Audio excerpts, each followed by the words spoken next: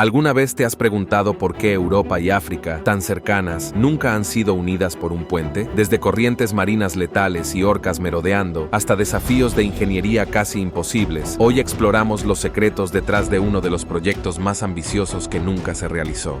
Número 11. Razones por las que no se ha construido un puente entre Europa y África. Su importancia es verdaderamente innegable y transformadora para ambos continentes. Este proyecto revolucionario proporcionaría una ruta terrestre directa y fácilmente transitable entre dos masas continentales históricamente separadas por el mar. La magnitud de su impacto demográfico sería extraordinaria. Permitiría a una población de 1.500 millones de africanos acceder de manera directa y eficiente a Europa, mientras que 740 millones de europeos podrían atravesar el estrecho hacia África con una facilidad sin precedentes. Con millones de personas transitando diariamente por esta nueva arteria de conexión intercontinental, el panorama turístico en las regiones circundantes al estrecho de Gibraltar experimentaría una transformación radical. Las estadísticas actuales ya son impresionantes.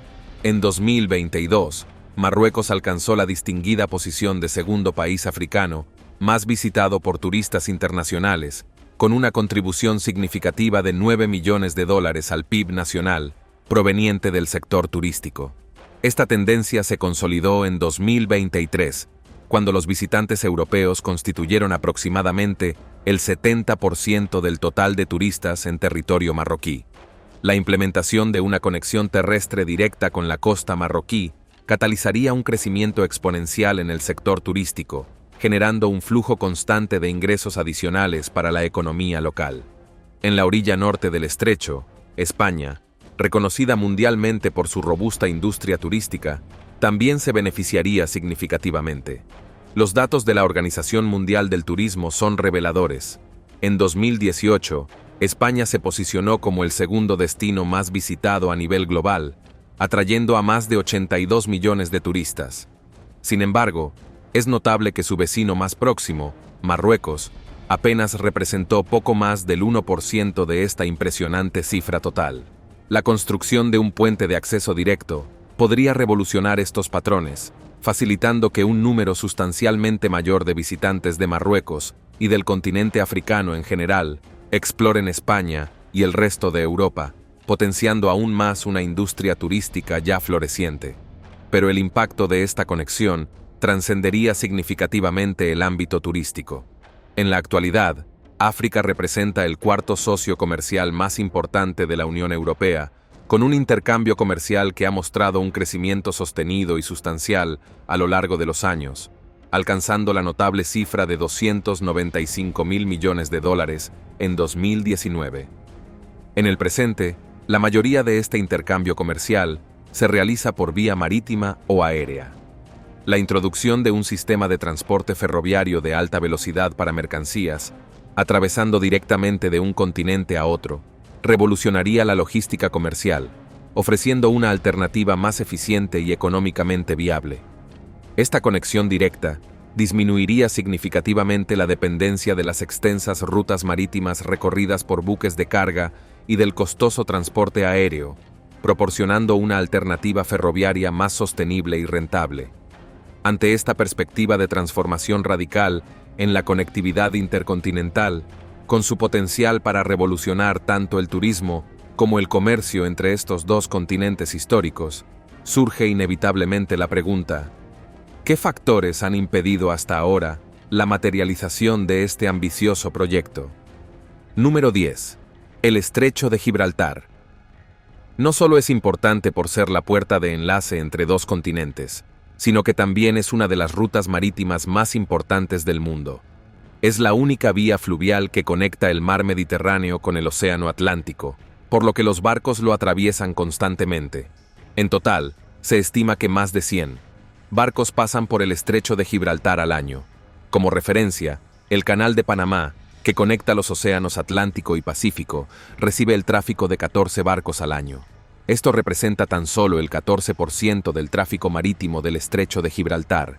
Si bien un puente entre Europa y África podría permitir el transporte de mercancías por trenes de mercancías, podría obstaculizar seriamente el paso de grandes buques comerciales por el estrecho. ¿Por qué? Bueno, en primer lugar, la construcción de un puente de 13 kilómetros de largo sobre este tramo de mar tardaría años. El puente sobre el río Niterói, que abarca más de 13 kilómetros de agua para conectar Río de Janeiro y Niterói, tardó 5 años en completarse. Obviamente, dada la envergadura de este proyecto, gran parte del estrecho quedaría intransitable a medida que se iniciaran las obras. Y considerando que 100 barcos pasan por aquí cada año, es fácil imaginar el enorme impacto que esto tendría en esta importante ruta marítima mundial. La construcción es una cosa, pero los ingenieros tendrían que asegurarse de que este puente no siga interrumpiendo esta crucial ruta marítima una vez que esté completamente construido. Algunos buques portacontenedores de gran tamaño pasan por el estrecho, por lo que el puente tendría que ser lo suficientemente alto como para dar suficiente espacio libre a estos enormes buques.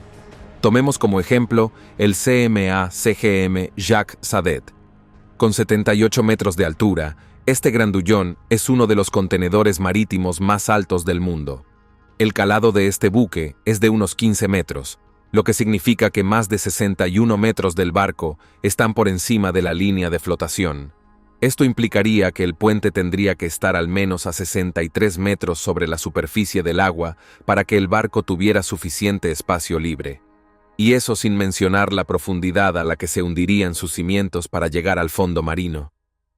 Hablaremos más sobre esto más adelante. Quizás haya una solución para esta situación marítima. Número 9. ¿Qué pasaría si de Europa a África se realizara un puente levadizo? Cuando los barcos pasan por él, el puente levadizo podría simplemente dividirse en dos, inclinándose hacia arriba, permitiendo que cualquiera de esos barcos de gran tamaño tuviera suficiente espacio libre para navegar. Aunque eso sería genial, el puente casi siempre estaría elevado. Después de todo, 100 barcos pasan por él cada año, lo que equivale a aproximadamente un barco cada 5 minutos. Lo que significa que el puente levadizo también tendría que elevarse cada 5 minutos. Teniendo en cuenta que los puentes levadizos tardan unos 2 minutos en subir y cerrar, es fácil imaginar la rapidez con la que se acumularían esos atascos. Bueno, la congestión de la ruta marítima descarta la posibilidad de un puente levadizo. Eso significa que, si alguna vez se construye un cruce aquí, deberá estar fácilmente a más de 60 metros sobre el nivel del agua. Sin embargo, como pronto descubriremos, mantenerse a flote es la menor de las preocupaciones de este cruce. Aunque el punto más angosto del estrecho tiene poco más de 13 kilómetros de ancho, este tramo de agua es engañosamente profundo. Increíblemente, la profundidad promedio del estrecho es de 365 metros, con algunas secciones que caen en picado hasta los 914 metros. Para ponerlo en contexto, esa profundidad es suficiente para apilar aproximadamente 2 edificios y medio del Empire State. Increíble. En comparación, el estrecho de Golden Gate, donde se encuentra el puente Golden Gate, tiene una profundidad máxima de poco más de 91 metros, solo una décima parte de la profundidad del estrecho de Gibraltar. Número 8. ¿Cómo se compara el puente más profundo del mundo con el anterior? Pues bien, ese honor le corresponde al puente Padma, que cruza el Ganges en Bangladesh. Sin embargo, la profundidad de los pilotes de este cruce es de tan solo 127 metros. Eso significa que si se construyera un puente sobre el estrecho de Gibraltar, necesitaría cimientos 7 veces más profundos que el puente más profundo del mundo, solo para garantizar que no se sumergiera en el mar. Pero la gran profundidad del mar no es el único problema para los ingenieros. Verán, hay otro obstáculo muy por debajo del lecho marino. Para explicarlo, permítanme darles una lección de ciencias. No se preocupen, les prometo que será rápido. Probablemente sepan que la corteza terrestre está formada por placas tectónicas, todas en constante movimiento, solo que muy lentamente. De hecho, el estrecho de Gibraltar marca el sitio de la falla transformante de Gibraltar de las Azores, donde se unen las placas tectónicas africana y euroasiática y la microplaca ibérica. A medida que estas placas rozan entre sí, se atascan debido a la fricción. Con el tiempo, esta tensión se acumula hasta que, ¡zas!, se produce un terremoto. Dado que el estrecho de Gibraltar se encuentra justo encima de esta zona de falla. Número 7. Esta región es propensa a una actividad sísmica. Tomemos como ejemplo el terremoto de Lisboa de 1755. Este colosal terremoto midió alrededor de 9 en la escala de Richter. Su epicentro se encontró justo al oeste del estrecho. Decir que fue devastador sería quedarse corto. Solo en Lisboa, 12.000 edificios fueron destruidos. Para agravar aún más la situación, el terremoto desencadenó un tsunami, con olas de 6 metros que impactaron en Lisboa y otras de 20 metros que azotaron Cádiz, en el sur de España. Trágicamente, el terremoto y el posterior tsunami se cobraron la vida de hasta 70.000 personas en Portugal, España y Marruecos. Pero ese no fue el único terremoto que devastó las costas del estrecho. En 2004, el norte de Marruecos fue sacudido por el terremoto de Alhucemas. Con una magnitud de 6.3 en la escala de Richter, la infraestructura de la ciudad no resistió los fuertes temblores y más de 2.500 edificios se derrumbaron. Trágicamente, más de 600 personas perdieron la vida. Bien, ya se hacen una idea. Esta región es un foco de desastres naturales, pero eso no impide la construcción de puentes.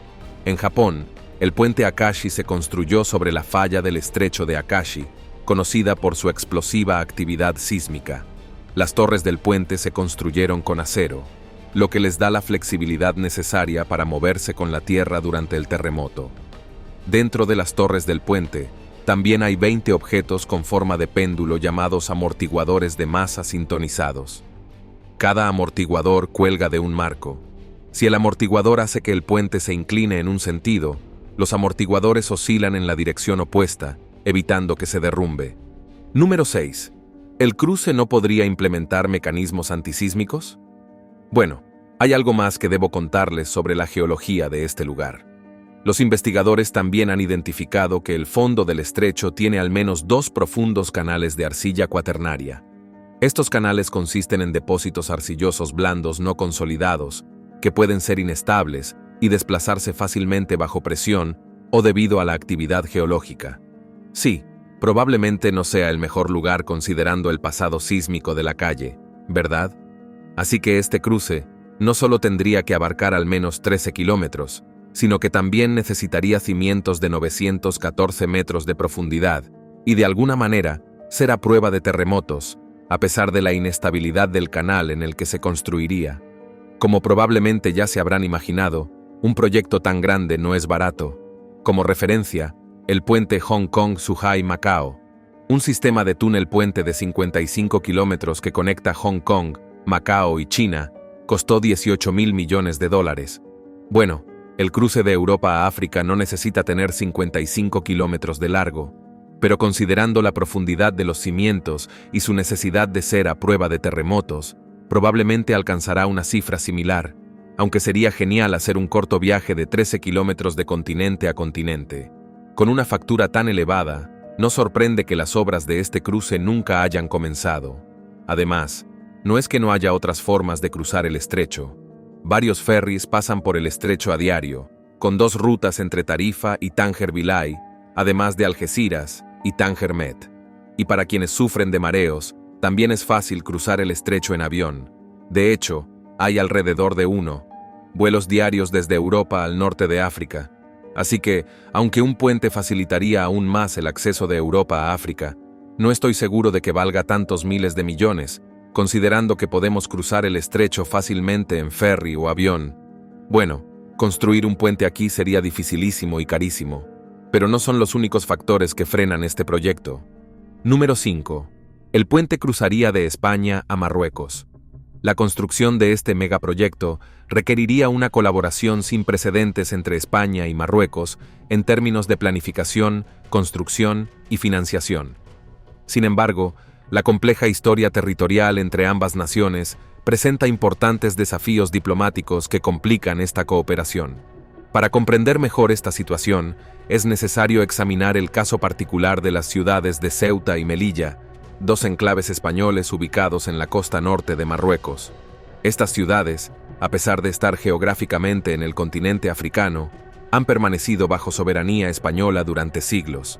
Ceuta fue inicialmente conquistada por Portugal en 1415, pasando posteriormente a manos españolas en 1668 mediante una transferencia territorial, mientras que Melilla se convirtió en posesión española directamente tras su conquista en 1497. La presencia española en territorio marroquí se extendió aún más con la anexión de Ifni en 1860, una región situada en el sur de Marruecos. Esta situación territorial ha sido históricamente una fuente de tensión significativa, ya que la población marroquí ha manifestado constantemente su desacuerdo con la presencia de territorios españoles dentro de sus fronteras nacionales. El punto de inflexión llegó con la independencia de Marruecos en 1956, cuando surgió un fuerte movimiento popular que buscaba recuperar los territorios que consideraban legítimamente marroquíes. La tensión alcanzó su punto crítico en 1957, cuando estallaron protestas violentas contra la administración española en Ifni, lo que desencadenó una respuesta militar española y dio inicio a la Guerra de Ifni. Este conflicto armado, que se extendió durante 8 meses, resultó en un saldo trágico de más de 700 bajas españolas y aproximadamente 1000 bajas marroquíes, dejando una profunda huella en las relaciones bilaterales. La resolución del conflicto llegó en abril de 1958 con la firma del Tratado de Angra de Sintra, mediante el cual España accedió a ceder sus territorios en el sur de Marruecos. No obstante, la cuestión de Ceuta y Melilla permanece sin resolver hasta la actualidad, manteniendo viva la tensión diplomática. Marruecos sostiene firmemente que estas ciudades deberían ser reintegradas a su territorio nacional, argumentando razones históricas y geográficas. Por su parte, España mantiene una posición inflexible, rechazando cualquier discusión sobre la soberanía de estas ciudades y defendiendo su legitimidad histórica como territorios españoles, considerándolos parte fundamental e indivisible del Estado español. Número 4. ¿Quién sabe a quién pertenecerán estos territorios en el futuro? Una cosa es segura: estos dos países mantienen una relación diplomática compleja y delicada. La situación se complica aún más cuando consideramos el asunto de Gibraltar. Situado estratégicamente en la costa sureste de España, Gibraltar es un territorio británico de ultramar con una rica historia colonial. Fue conquistado por las fuerzas británicas en 1704 durante la Guerra de Sucesión Española, un conflicto que transformó el panorama político europeo, y la corona española se vio obligada a ceder formalmente el territorio a Gran Bretaña mediante el Tratado de Utrecht en 1713. En la actualidad, para considerable frustración de España, Gibraltar continúa bajo soberanía británica, manteniendo su estatus especial como territorio de ultramar. Aunque el puente probablemente se construiría al oeste de Gibraltar, inevitablemente atravesaría las aguas del estrecho. Considerando que Gran Bretaña ejerce control sobre una porción significativa de estas aguas territoriales, naturalmente exigirían participación activa en cualquier decisión relacionada con el proyecto. La magnitud y complejidad de esta empresa requeriría una colaboración sin precedentes entre todas las naciones involucradas. Algunos analistas sugieren que si España reconsiderara su posición sobre Ceuta y Melilla, potencialmente devolviéndolas a Marruecos, al igual que la situación de Gibraltar con el Reino Unido, podría facilitar mejores relaciones diplomáticas. Sin embargo, el futuro de estos territorios permanece incierto. Lo que resulta indiscutible es que la construcción de un puente monumental y económicamente viable entre Europa y África necesitaría un nivel extraordinario de cooperación y coordinación entre todos los países participantes. Si estas consideraciones políticas y territoriales no fueran suficientes para explicar la ausencia de un puente sobre el estrecho, existen además teorías más inquietantes y desconcertantes que añaden otra dimensión al debate. Según diversos investigadores y observadores marítimos, las misteriosas criaturas que habitan este tramo de mar convierten cualquier proyecto de construcción en una empresa particularmente arriesgada. Un incidente notable ocurrió en mayo de 2023, cuando una experimentada tripulación navegaba tranquilamente por el estrecho durante el atardecer. Repentinamente, experimentaron un impacto violento contra el casco de su embarcación. Al investigar la causa, quedaron atónitos al descubrir que el timón había sido completamente destruido. Los responsables resultaron ser una pod de orcas que había atacado agresivamente la embarcación. La situación se agravó rápidamente cuando el barco comenzó a inundarse, forzando su hundimiento gradual. Afortunadamente, todos los pasajeros fueron rescatados por una embarcación de salvamento, aunque el incidente dejó una profunda impresión en sus mentes. Lo más sorprendente es que este no representa un caso aislado de comportamiento agresivo por parte de las orcas en el estrecho. Las estadísticas son verdaderamente alarmantes. Desde mayo de 2020, los científicos marinos han registrado y documentado aproximadamente 700 incidentes distintos de orcas embistiendo embarcaciones en esta zona, estableciendo un patrón de comportamiento sin precedentes que ha llamado la atención de la comunidad científica internacional. Número 3. ¿Qué hace a estos animales tan agresivos? Las teorías van desde la escasez de alimento, donde las orcas ven los barcos como competencia por los festines de pescado. Otras sugieren que estos enormes mamíferos simplemente hunden barcos por diversión. Como era de esperar, esto dificulta la construcción de un puente en estas aguas amenazantes y repletas de orcas, sobre todo teniendo en cuenta que estas bestias pueden superar los 9 metros de largo, arrasar, nadar a 56 kilómetros por hora y tener una fuerza de mordida de 19.000 libras por pulgada. Eso es casi 120 veces más fuerte que la fuerza de la mordida de un humano. Confirmado. Si bien se desconoce el motivo de su comportamiento, los ataques selectivos a barcos demuestran que son capaces de reaccionar ante las perturbaciones percibidas en su entorno. ¿Y qué es más perturbador que construir un puente de 14 kilómetros sobre el estrecho? Eso significa que el equipo involucrado en la construcción, como barcazas o buques de transporte, también podría ser operado por estos gigantes del tamaño de un autobús, retrasando los plazos y aumentando los costos del proyecto. Aún más importante, estas malvadas ballenas representan una amenaza para cualquier humano que trabaje en el puente. Muchos trabajos, como los de soldadores submarinos o buzos comerciales, requieren trabajar bajo la superficie del agua. ¿Te imaginas lo aterrador que sería trabajar en el estrecho de Gibraltar con esas orcas embestidas de yates acechando? Y considerando que estos tipos pueden hundir un barco en un instante, puedes imaginarte el daño que pueden infligir a un humano que vean en el estrecho. Pero estas orcas podrían no ser las únicas criaturas conspiradoras que patrullan este tramo de mar.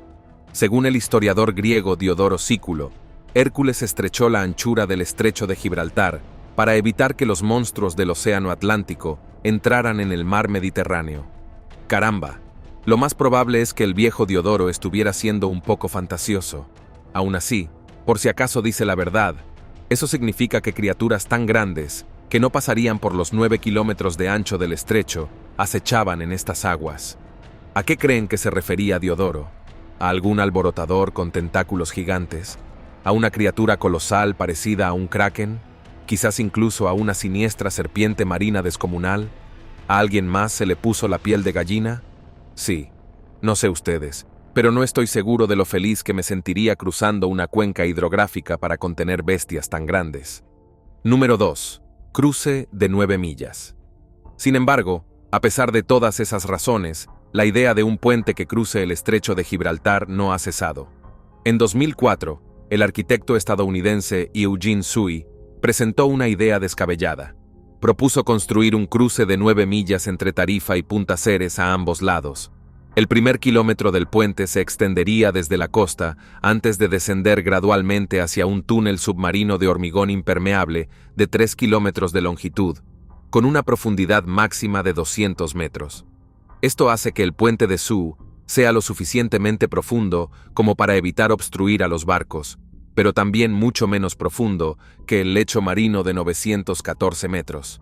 Mientras los barcos navegan por encima, el túnel tendría cientos de vehículos circulando, con 24 carriles, coches, autobuses e incluso trenes podrían circular a toda velocidad bajo las olas del estrecho. Después de unos kilómetros, el túnel ascenderá hasta encontrarse con una isla flotante de 5 kilómetros de ancho en medio del estrecho. Pero eso es solo el principio. La isla albergaría un teatro con un complejo turístico y unos 150 aerogeneradores. Por si fuera poco, los aerogeneradores se complementarían con 80 turbinas submarinas bajo la isla. Según Sui, el puente generaría suficiente energía renovable para abastecer a la ciudad de Cádiz, en el sur de España, así como a todo Marruecos. Mejor aún, basándose en la generación eléctrica que produciría la isla, el puente pronto recuperaría su inversión de $10 millones. Por increíble que parezca, dudo que 150 aerogeneradores y 80 turbinas submarinas sean capaces de abastecer a Marruecos, una nación de casi 40 millones de habitantes. Después de todo, los investigadores estiman que se necesitarían unos 48 aerogeneradores para abastecer al Reino Unido, cuya población es solo 30 millones mayor que la de Marruecos. En cualquier caso, la ambiciosa idea de Sui sin duda haría que viajar por la calle fuera divertido, a la vez que generaría electricidad, serviría como destino turístico y sin necesidad de cimentaciones profundas para el puente. Aún así, no estoy seguro de lo realista que parezca el proyecto. Por ejemplo, ¿cómo flotaría una isla de 5 kilómetros de ancho?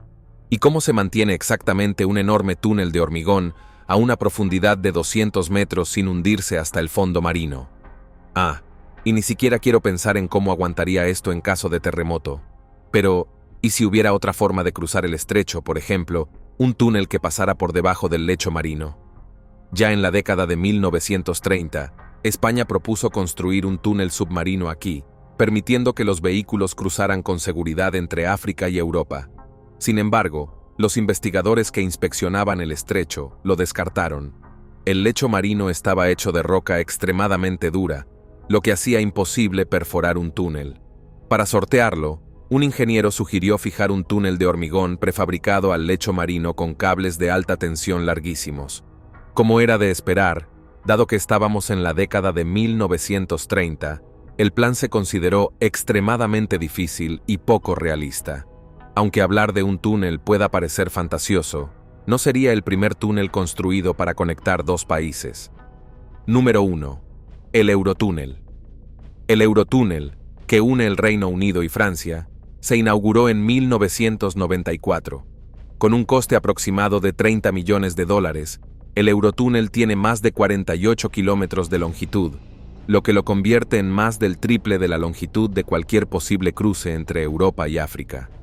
Entonces, ¿cómo se aprobó el proyecto?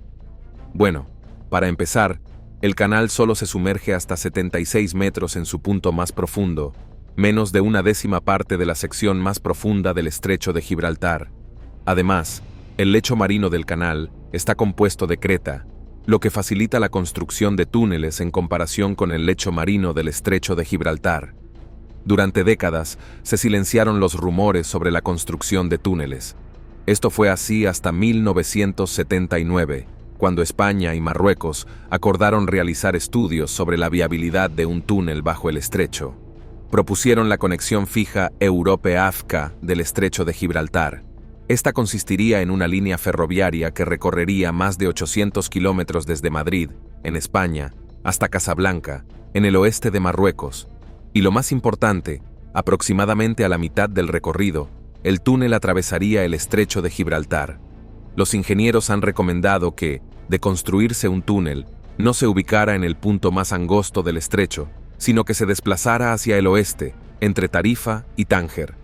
Esto significaría que el túnel tendría que cruzar 27 kilómetros de agua, lo que lo convertiría en aproximadamente el doble de largo que cualquier cruce en una sección más estrecha del estrecho. Sin embargo, en la ruta revisada, el túnel tendría una profundidad máxima de 457 metros, que si bien sigue siendo aproximadamente 6 veces mayor que la del Eurotúnel, sigue siendo solo la mitad de la profundidad del cruce más estrecho del estrecho. Aunque suene prometedor, para que este túnel se materialice, los ingenieros aún tendrán que superar la extrema dureza del fondo marino, así como el problema constante de los terremotos. Como resultado, se ha hecho poco para convertirlo en realidad. Marcará el centenario de la Copa Mundial y por primera vez, 3 países de 2 continentes albergarán el torneo. Sin duda, los aficionados querrán viajar entre Portugal, España y Marruecos para los partidos de la forma más rápida y eficiente posible. Y quién sabe, tal vez esta sea la motivación que estos países necesitan para construir el túnel.